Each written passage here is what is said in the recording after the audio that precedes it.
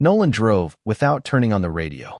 The engine hummed under him, steady and low, while the porch lights of Briar Glen slipped past his windshield one by one. Every house looked warm from the outside. Yellow windows, trimmed hedges, flags hanging from clean white columns. The kind of street where people waved while carrying secrets in both hands. He kept both palms on the wheel and watched the road like it was the only honest thing left in the world. Marla did not call for 11 minutes. Nolan knew because the dashboard clock glowed in front of him, cruel and exact. 7:46, 7:51, 7:57. When the phone finally lit up in the cup holder, her name looked strange, like it belonged to another man's wife. He let it ring. Not because he had nothing to say, because if he spoke too soon, he might hand her the only thing she wanted from him. A reaction. The second call came before the first voicemail ended. Then a text. Where did you go? Then another. You are embarrassing me. He almost laughed at that one, but the sound never made it out of his chest. Embarrassing her. After what he had seen beside the Alder's stone fire pit, beneath string lights and paper lanterns, with Pierce Alder's arms around her waist, and Marla leaning into him like she had forgotten Nolan existed 10 feet away. He had seen the way Pierce lowered his mouth near her ear. He had seen Marla smile with her eyes closed. Not proof of everything, maybe, but enough to make a husband's heart step backward from his own life. Nolan turned off Maple Trace and pulled into the parking lot behind his workshop. Greer Foundation and Restoration sat quiet under 2 security lamps, the old brick building smelling of sawdust, concrete dust, and rain on cedar boards. He unlocked the side door, stepped inside, and did not turn on the front lights. Only the workbench lamp. A small golden circle appeared over blueprints, invoices, and a half-finished model of a porch column. This was the place that had always made sense to him. Houses either stood level or they did not. Walls either carried weight or they cracked. People were harder. People smiled while the beam was rotting. His phone buzzed again. This time it was Pierce. Nolan stared at the screen until it went dark. Then he opened the locked drawer under the drafting table, took out an old notebook, and wrote down the time. 7:38. Neighborhood party. Marla with Pierce Alder. Witnessed by me. No confrontation. Left alone. The sentence looked cold on paper. Too cold for what it had cost him. But Nolan had spent 20 years inspecting foundations, and he knew the rule better than most men. You do not repair a collapse by shouting at it. You document the crack, measure the shift, and find out how deep the damage goes. By 8:23, Nolan had stopped looking at the phone. It sat face down beside the notebook, buzzing against the wood every few minutes like a trapped insect. Marla had moved from confusion to irritation, then from irritation to panic, all in less than 40 minutes. The messages told the whole story without Nolan answering a single one. Where are you? This is childish. Pierce said you looked upset. Come home so we can talk. Then finally, Nolan, please. That last one made his jaw tighten. Please was a word people used when they wanted mercy without admitting the injury. He poured coffee from the old machine in the corner, even though it had been sitting there since noon and tasted like burnt paper. The bitterness helped. It gave his mouth something to understand. Outside, the rain had started again, soft against the workshop windows, turning the parking lot lamps into blurry halos. He stood there in his white dress shirt, sleeves rolled to the elbows, the same shirt Marla had picked that afternoon because it made them look like a solid couple. Her words, not his. We should present well tonight. Nolan. Present well. Like a listing photo. Like fresh paint over water damage. He opened his laptop and pulled up the workshop security system first. Nothing unusual. Then the home system. Front porch camera. Driveway camera. Garage camera. All installed years ago after a rash of package thefts on Briar Glen. Ordinary cameras for ordinary problems. He clicked through the evening timeline. At 6:12, he and Marla left the house together, her in a cream sweater and gold earrings, him carrying the bottle of red wine she said was not too expensive, not too cheap.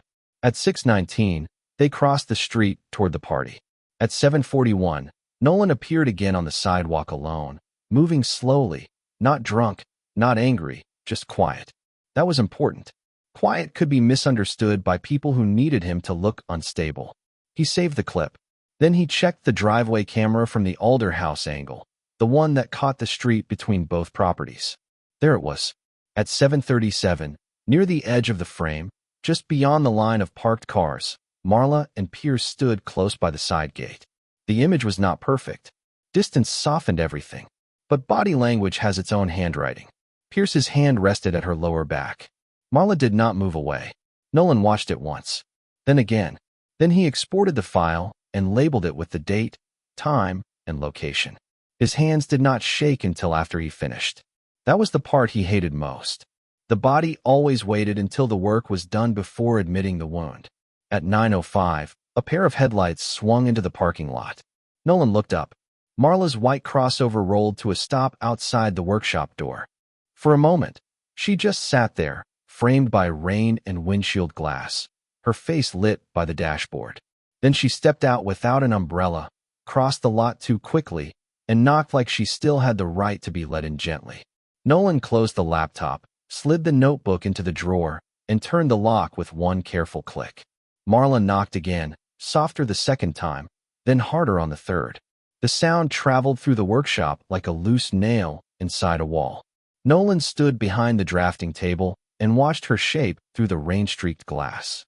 For 15 years, he had opened doors for her without thinking. Car doors, restaurant doors, hotel doors on little anniversary trips to the coast. Doors after arguments, when she came home late and smiled like the whole thing was already forgiven. Tonight, his hand stayed at his side. She pressed her forehead close to the window, trying to see past the reflection. "Nolan, I know you are in there." Her voice was muffled, but not weak. Not yet. It still carried the sharp edge of a woman used to being believed first. He walked to the door, unlocked only the top latch, and opened it 6 inches. Cold rain pushed in with the smell of wet asphalt. Marla stood under the security light, hair damp around her face, cream sweater darkened at the shoulders. For a second, she looked almost ordinary. Not guilty, not innocent, just human. That made it worse. "Where did you go?" she asked. Nolan looked past her to the empty parking lot. "I left." Her mouth tightened. "You humiliated me in front of the entire neighborhood." There it was again. Not what happened to him. What it looked like for her. He felt something inside him settle, quiet as dust on a windowsill. "I did not raise my voice," he said. "I did not accuse you. I did not make a scene." Marla blinked, because every word was true, and truth has a way of leaving people with fewer places to hide. She folded her arms, then unfolded them, then looked back toward the street like Pierce might still be watching from somewhere. "It was nothing, Nolan. We were talking. He was comforting me because you were acting distant all night." Nolan almost smiled. Comforting. That word landed on the floor between them and lay there, dressed up like a lie trying to pass inspection. "I saw enough," he said. Her eyes changed then. Not dramatically. Just a small shift, like a porch light flickering before it goes out. Enough for what? He let the silence answer first. The rain ticked against the metal awning. Somewhere inside the shop, the old refrigerator kicked on with a tired hum. "Finally," he said, "enough for me not to discuss this in a doorway at night." Marla stepped closer, lowering her voice. "You are being cold." "No," Nolan said. "I am being careful." That stopped her. Careful was not the word she expected from a husband she thought she could steer with guilt, apology, or anger. She stared at him, searching his face for the old Nolan, the one who would explain himself until she found a weakness in the sentence. But he had left that man at the party, standing under the string lights with a paper plate in his hand. "I am going home," he said. "You can stay there tonight. I will stay here. Tomorrow, we talk with witnesses present, or not at all." Her expression cracked just enough to show fear behind the pride. "Witnesses?" Nolan reached for the latch. "Yes, because from now on, I am done being the only person in the room who remembers things clearly." Then he closed the door gently, not with anger, not with force, but with a finality that made Marla take one small step back into the rain. Marla stayed outside for almost a full minute after the door closed. Nolan could see her through the narrow strip of glass beside the frame, standing in the rain with her arms folded tightly across her chest, not from cold alone. Pride has a posture. So does fear. Hers kept changing. She looked toward her crossover, then toward the dark street, then back at the workshop door as if she expected it to open because doors had always opened for her.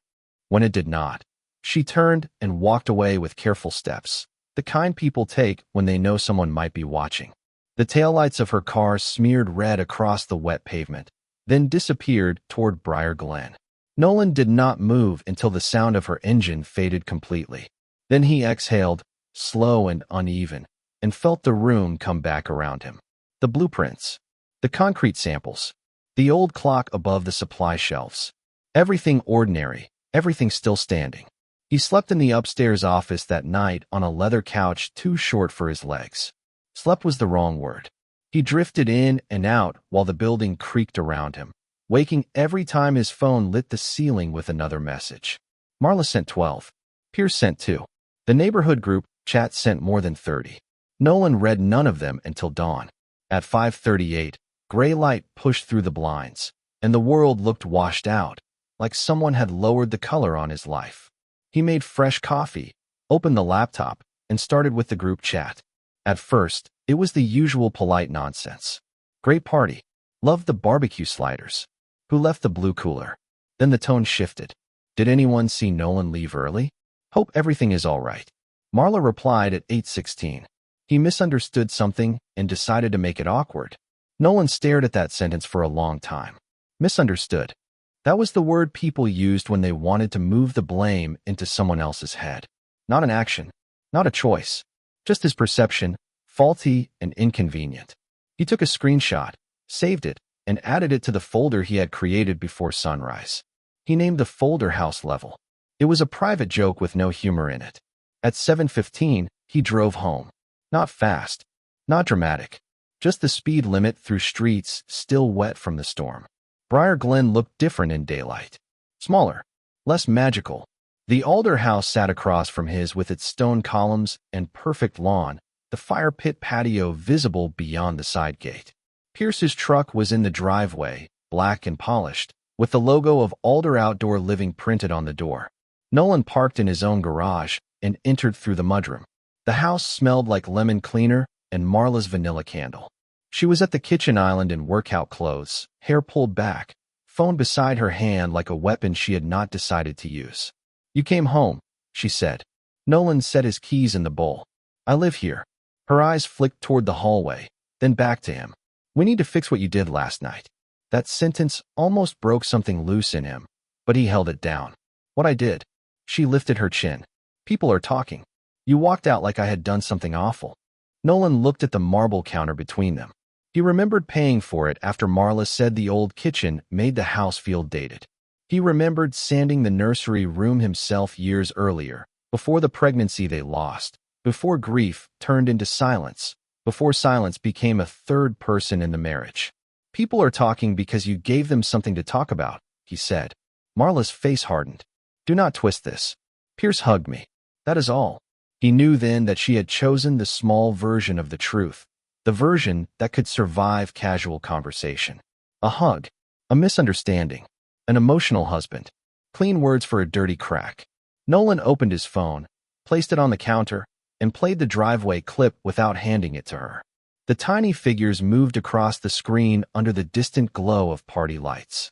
Pierce's hand. Marla's body leaning in. The pause that lasted too long. Marla watched it once, and the color left her face in quiet degrees. Nolan stopped the video before she could speak. I am not asking you to explain it, he said. Not today. Today, I am asking you to write down where you were between 6:30 and 7:45, who you spoke to, and why Pierce is texting me at night about my marriage. Her lips parted, but no answer came. For the first time since he had known her, Marla Greer looked at Nolan like he was not a husband to manage, but a locked door with no spare key. Nolan let the silence sit on the kitchen island between them. Marla stared at the frozen image on his phone as if the screen had betrayed her personally. For years, she had been the one who understood angles. Open house angles. Social angles. The right smile for a client, the right story for a neighbor, the right version of herself for a room full of people.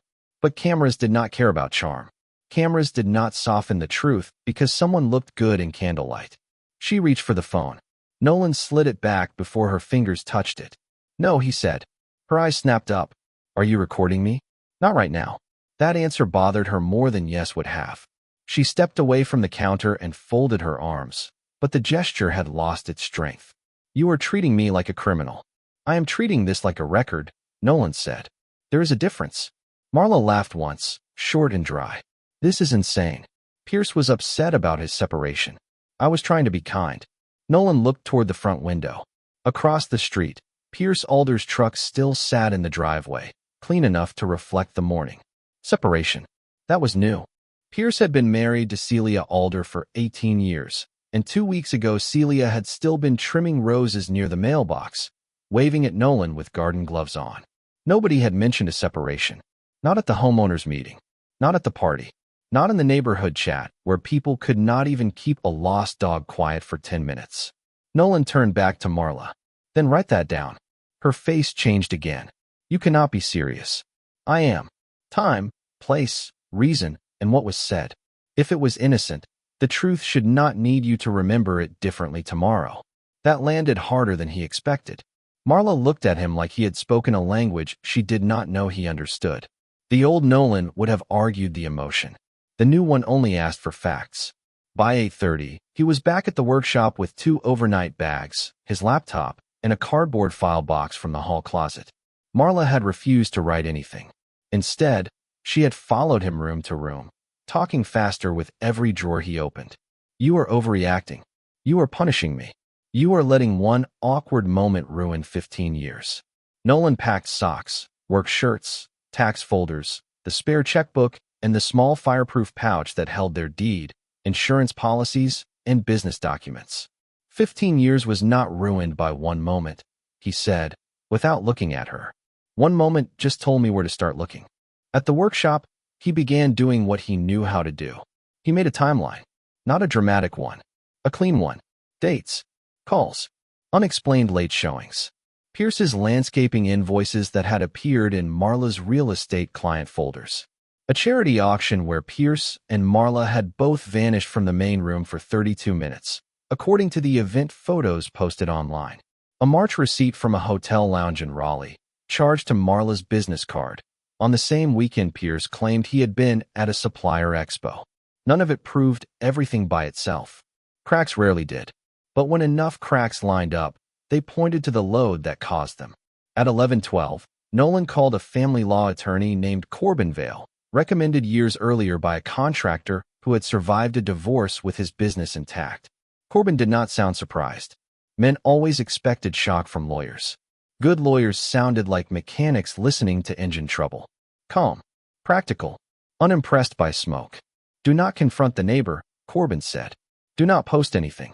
Do not empty accounts. Preserve records. Communicate in writing. And if she admits anything, let her type it herself. Nolan wrote every sentence down. Then Corbin asked one question that made the room feel colder.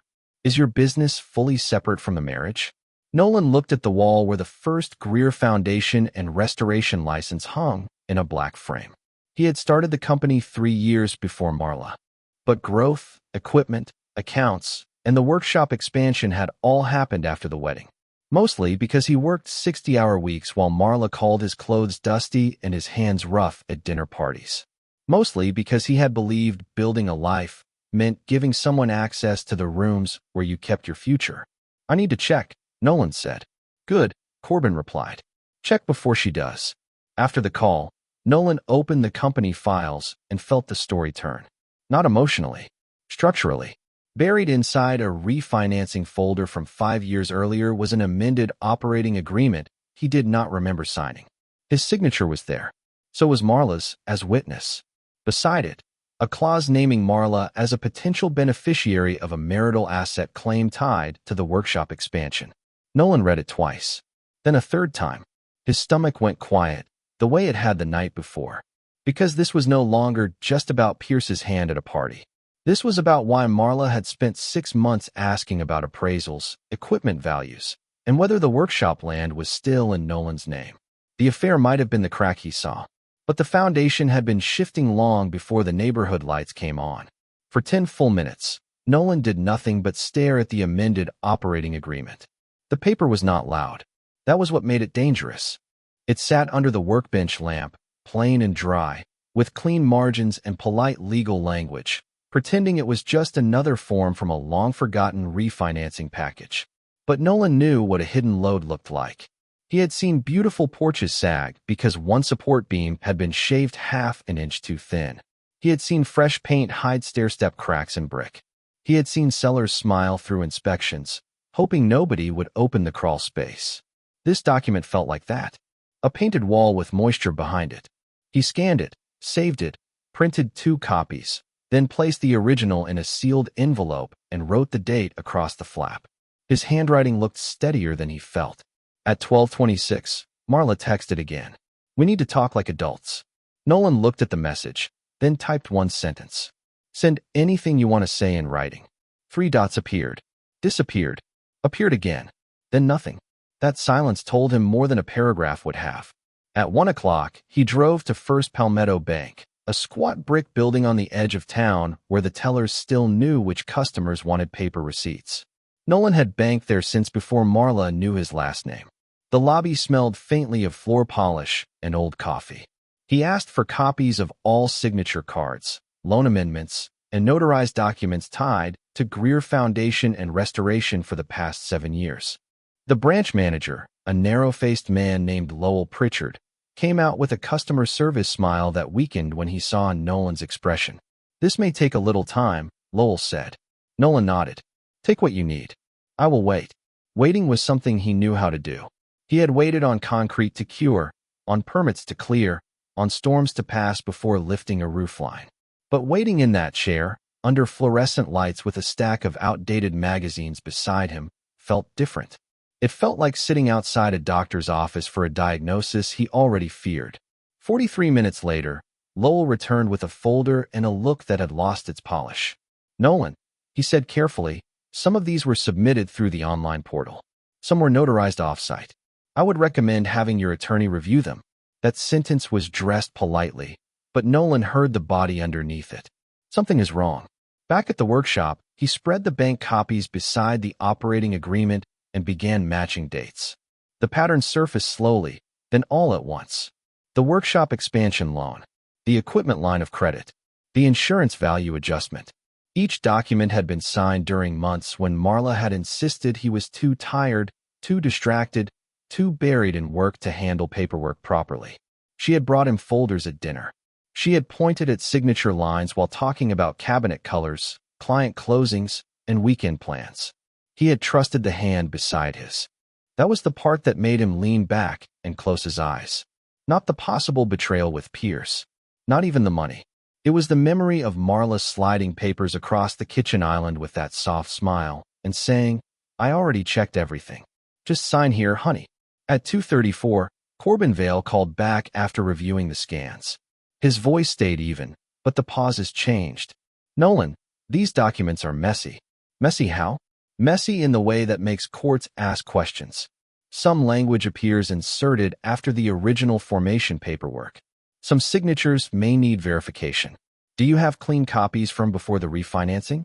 Nolan looked at the old gray file cabinet in the corner. "I might find them," Corbin said. And Nolan did. He pulled drawers until his fingers smelled like dust and metal. He found the original company binder behind a box of discontinued tile samples, wrapped in a plastic sleeve from the first year he had been too broke to buy proper storage. Inside was the old operating agreement. Simple. Pre-marriage. One owner. One signature. No beneficiary clause. No marital expansion language. No Marla. The room seemed to tilt, not from fear, but from clarity. The kind of clarity that arrives when a blurry shape finally becomes a door. At 4:11, Nolan received an email from an address he did not recognize. The subject line read, "You should know." The sender was Celia Alder, Pierce's wife. Nolan opened it slowly. There were no dramatic accusations. Just 3 attachments and one sentence. "I saw your car leave last night, and I think our spouses have been lying to both of us." The first attachment was a photo from 6 weeks earlier, taken from inside a restaurant in Raleigh. Marla sat across from Pierce in a corner booth, her hand resting over his on the table, both of them smiling like people who had stopped pretending the room mattered. Nolan did not move. He did not curse. He did not slam the laptop shut. He only sat there while the workbench lamp hummed above the evidence, and the truth, piece by piece, stopped asking for permission to enter. The second attachment from Celia was worse than the photo because it was not a moment. It was a pattern. A screenshot of messages between Celia and Pierce, stretched across weeks, full of clean excuses that now looked dirty under better light. Supplier meeting. Late estimate. Emergency client walkthrough. Raleigh overnight because traffic was terrible. Nolan read each line once, then saved the file without letting himself read it again. Pain was useful only until it started repeating itself. The third attachment was a calendar screenshot. 2 names circled on the same dates. Marla's real estate conference. Pierce's landscaping expo. Same city. Same hotel district. Same weekend. Nolan forwarded everything to Corbin, then typed a careful reply to Celia. Thank you. Please preserve the originals. My attorney may contact you. He stared at the words before sending them. They sounded cold, but cold was the only way to keep the truth from catching fire. By 6 o'clock, Corbin had arranged a conference call with Celia and her attorney. Nolan sat in the workshop office with a legal pad in front of him, listening as Celia spoke in a calm voice that kept breaking at the edges. She had suspected for months. A changed phone password. A second gym bag in Pierce's truck. Charges from restaurants 2 counties over. Then the party. She had watched from her kitchen window after leaving early with a headache. She saw Marla and Pierce near the side gate. She saw Nolan stop. She saw him leave. And she saw Pierce walk Marla back toward the fire pit 5 minutes later, whispering like nothing had happened. That detail settled over Nolan like cold dust. Marla had not chased him. She had not even followed him to the sidewalk. She had waited until the room noticed he was gone, then built a version where he was the problem. Corbin asked Celia if she had additional records. Celia said yes. Her attorney said they would cooperate through proper channels. Proper channels. Nolan almost smiled at that. There was something beautiful about those 2 boring words. No shouting. No threats. No late-night driveway scenes. Just doors opening inside the system Marla had hoped Nolan would never use. At 7:30, Marla sent one more message. I am coming by. We are ending this tonight. Nolan read it, then forwarded it to Corbin. Corbin replied within a minute. Do not meet alone. Nolan looked around the office. The old couch. The file box. The sealed envelope. The laptop full of pieces that finally made a shape. Then he walked downstairs, turned on every light in the workshop, and moved 2 chairs into the front room beneath the security camera. He placed a small sign on the table, not dramatic, just practical. Conversation may be recorded for accuracy. At 8:14, Marla's crossover pulled in, and Pierce's black truck followed 30 seconds behind it. That told Nolan everything. She had not come to explain. She had come with backup. He opened the door before they knocked. Marla stepped in first, polished and pale. Pierce followed, wearing the confident face of a man who still thought volume could replace truth. Nolan did not invite them to sit. He pointed to the sign. Marla read it, and for the first time all day, she said nothing. Pierce glanced at the camera in the corner, then back at Nolan. This is unnecessary, he said. Nolan's voice stayed flat. Then leave. The room went still. Marla looked at Pierce, waiting for him to take control. Pierce looked at the camera again. And in that small movement, Nolan saw the first real crack in him. Pierce tried to smile, but the camera made it smaller. Marla stood beside him with her purse clutched in both hands, her wedding ring catching the fluorescent light like it still meant what it used to mean. Nolan opened the folder on the table and laid out only 3 pages. The party clip still image. Celia's Raleigh photo. The original company agreement beside the amended one. No speech. No shouting. Just paper, lined up like boards on a level floor. Marla looked at the documents and whispered his name, not as a wife, but as someone realizing the door behind her had locked. Nolan turned to Pierce. Your wife has the rest. My attorney has copies. So does hers. Pierce's face changed first. Anger wanted to show up, but fear got there faster. This is private, he said. Nolan nodded. It was. Until both of you brought it into my home, my neighborhood, and my business paperwork. Marla stepped forward. Nolan, please, you do not understand. He looked at her then, really looked. 15 years of dinners, mortgages, holiday cards, and quiet compromises stood between them, but none of it could cover the facts on that table. I understand enough, he said. Tomorrow morning, all communication goes through attorneys. Tonight, you both leave my building. Pierce reached for Marla's arm, then stopped himself under the camera. That small hesitation told the whole room who still had something to hide. They walked out without another word. Through the front windows, Nolan watched them separate in the parking lot, no longer brave enough to leave in the same vehicle. The rain had stopped. The pavement shone under the lamps, clean in the way things look clean only after a storm. Months later, people in Briar Glen still whispered about what happened, but Nolan stopped caring what version they preferred. The court dealt with the documents. Celia dealt with Pierce. Marla moved out before Thanksgiving. Greer Foundation and Restoration stayed his, because the oldest paperwork told the truth better than the newest lie. Nolan kept the house for a while, then sold it in spring.